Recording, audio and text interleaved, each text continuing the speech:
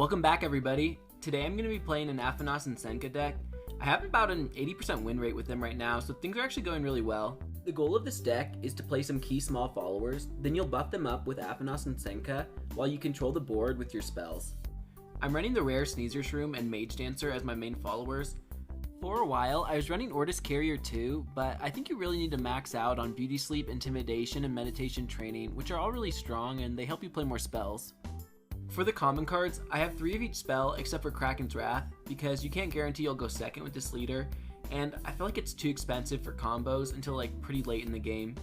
Other than that, I have Alice and Alchemist to help us advance on the first day, when you can't really buff your followers, and they also help us pass our turns later to get more information. Baba Yaga helps keep our hand size up, and Toothfairy and Studious Disciple are cheaper followers to help us push both lanes. I hope as the card pool expands, this deck gets access to more cheap spells and ways to keep your hand size up. I think that would really put it over the top. This hand's looking pretty good, but without Sneezer Shroom or Mage Dancer, I think I'm going to be playing Baba Yaga on the first turn instead of the Alchemist, and I think that's fine against Lyra because with a lot of their followers having 0 stats, I think I'll still be able to win in one lane. I'll probably keep the spells as well because they're the cards we're going to want if we do end up drawing into one of our key followers. At this point, it doesn't matter which side we put Baba Yaga on. Oh, perfect, yeah. And like this, we're going to be trading lanes.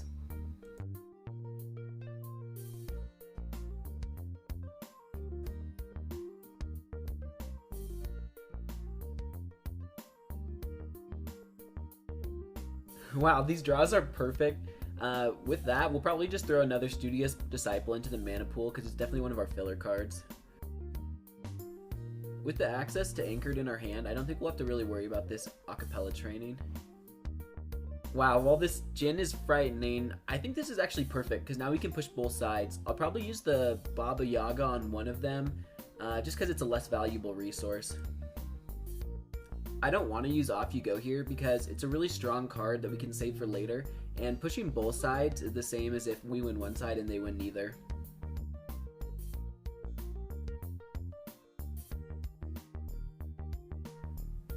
Since we already have access to followers, I think that Spycraft is going to be better than Toothfairy, and hopefully it'll put something good in the reserve.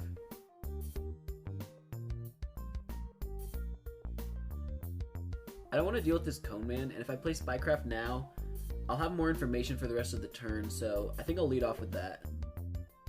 Oh, and Alice, that's really good.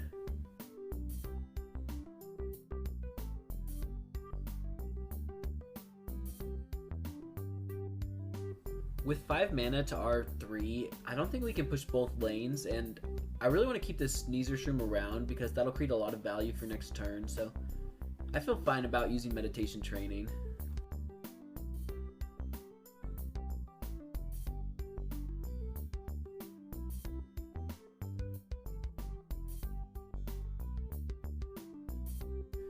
Okay, our opponent's playing things out pretty slow, and at this point, with just 4 mana left, unless they have like the rare Hatter or something, I don't think they'll be able to win in both lanes. Yeah, it's just the common one, so we lucked out this time. So far, it's been neck and neck, but with the Sneezer Shroom on the board, hopefully we can turn things around. Banishing Gate could be good if they replay the Hatter, but I think I'll probably end up playing Meditation Training this turn, and with only 6 mana, I won't be able to play both.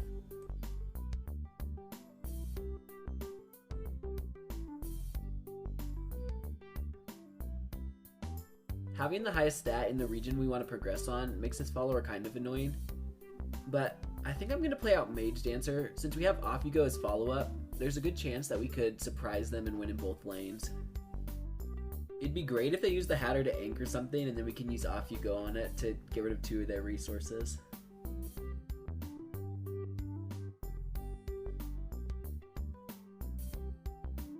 Okay, yes, this worked out perfectly. So we can still play 2 spells this turn, and with Mage Dancer and Afanas compounding, that means we can get 4 buffs. So yeah, we can even get rid of this anchored follower and still beat the Jhin and win in both lanes. This is awesome. I might Off You Go here with Alice. I can't quite remember if Lyra has any 1 play point cards that could mess us up at this point, so let's just make sure their turn's over and then we can commit to that huge play. Alright, yeah, so they don't have anything. I'll lead off with Spycraft first just to see what it gets me, and you can actually play this card without picking a target in the reserve, so that's fine. Oh my gosh, these Alices are like a magnet for my reserve.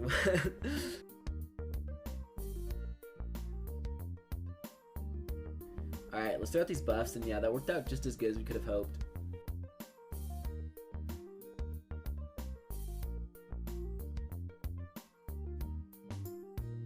Our opponent has a pretty big lead on mana at this point, but I think that's going to be fine because we have some pretty good resources left over and we just have to win one more time.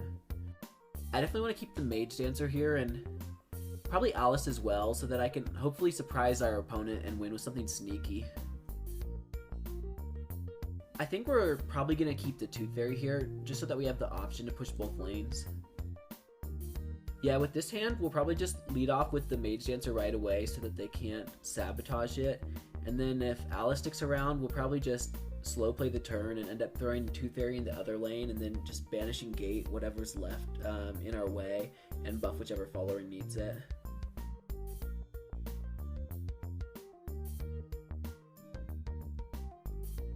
With only 3 characters max being played from our opponent this turn, it's going to be pretty hard for them. Yeah, they're not going to be able to play 2 on both sides, so whichever side they commit just 1 to, we'll use Banishing Gate on that and pull out the win.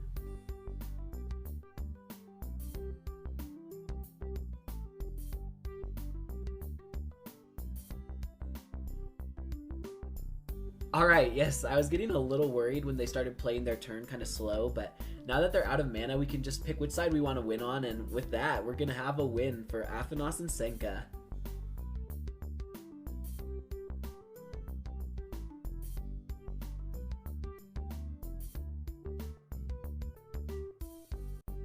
Alright, jumping into another game. This time we'll be up against Clickmaster playing Muna. May the biggest Sneezer Shroom win. With this hand, it'd be pretty easy for them to bully Baba Yaga with even something just like a Sneezer Shroom, so I'll probably put that in the mana pool, and I think I'm going to keep Alice instead as our turn 1 play. Meditation Training's so strong, especially with Sneezer Shroom, so I'll definitely hold on to both of those as well. I really hope they don't have Daughter of Yggdrasil here. If they do, they'll be able to progress and block us completely, so yeah, that wouldn't be a great way to start the game. Alright, this is much better. At this point, we'll both advance in the same lane, and yeah, I'm fine with that.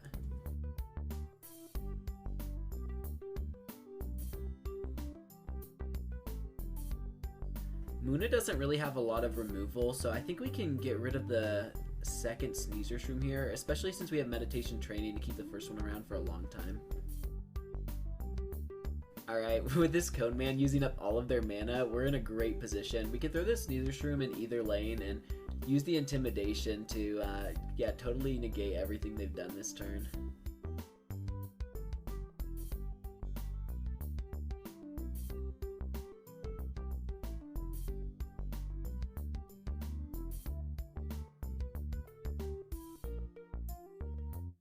Ordis Carrier is interesting, but if we just play Meditation Training, it's likely that they could beat us out in the lane with our Sneezer Shroom, so I think I'll have to keep the Alchemist around instead so that I have a way to fight back in that lane.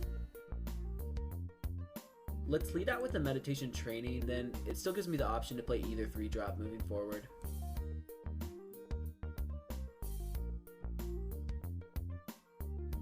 Alright, they finally got the Daughter of Yggdrasil. At this point, I could win in the hero lane if I play the Alchemist, but they do have 2 more mana. Yeah, I think if we off you go, this is like a great opportunity where they, since they're already winning, they might not want to commit more resources, and then we can surprise them. Alright, a Meditation Training of their own. Yeah, so we'll definitely drop the Alchemist now and get even further ahead.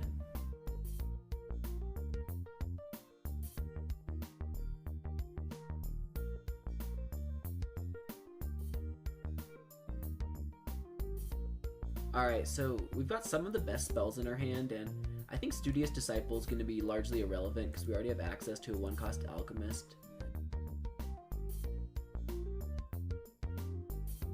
This is a little messy. Right now, the Daughter of Yggdrasil and Sneezer Shroom are making it so that we'll both advance on the hero side, and my Alchemist doesn't perfectly contest the Spindle Harvesters, but since we can get some extra boost throughout the turn, I think I'll still throw it out just to put a little pressure on that side as well. Oh no. Oh, you shouldn't be anchoring that early. Yeah, we'll definitely be using Off You Go to get rid of that. But we should probably anchor our Sneezer Shroom first so that we can make it a surprise.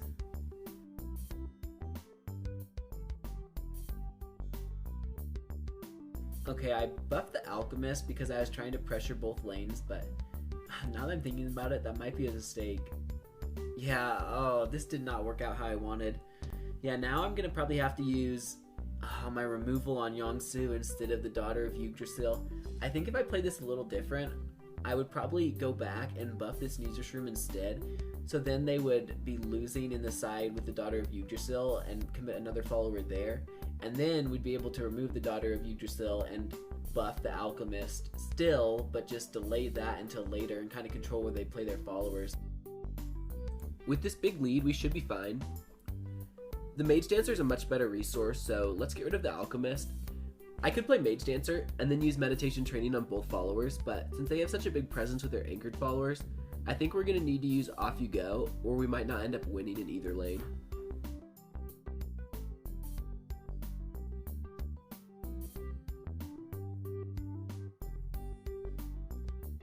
Alright, I'm getting a little worried. At this point, they can just play Yangsu or Daughter of Yggdrasil and tie us on the left side. So I guess we'll just plan that we'll win on the next turn and kind of use our lead to make up for the fact that we're not going to advance this turn.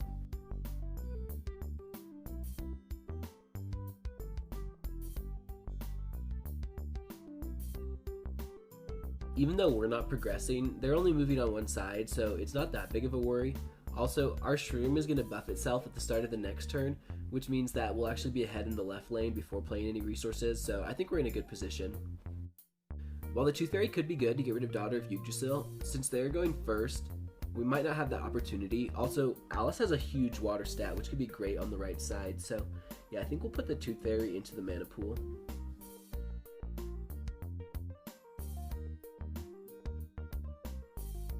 I think I'll start Alice here, so that I'll have access to Off You Go next turn if I end up not playing any other follower.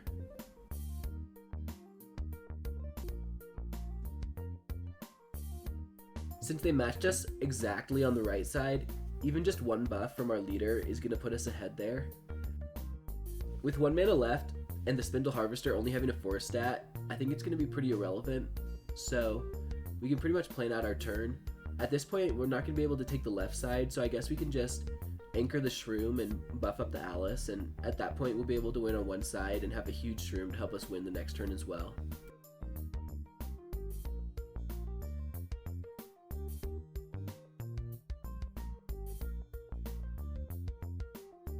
With resources being so tight, I think I'm going to hold on to this Mage Dancer. There's no real reason to commit it, and then it can give us some more gas if this game goes really long.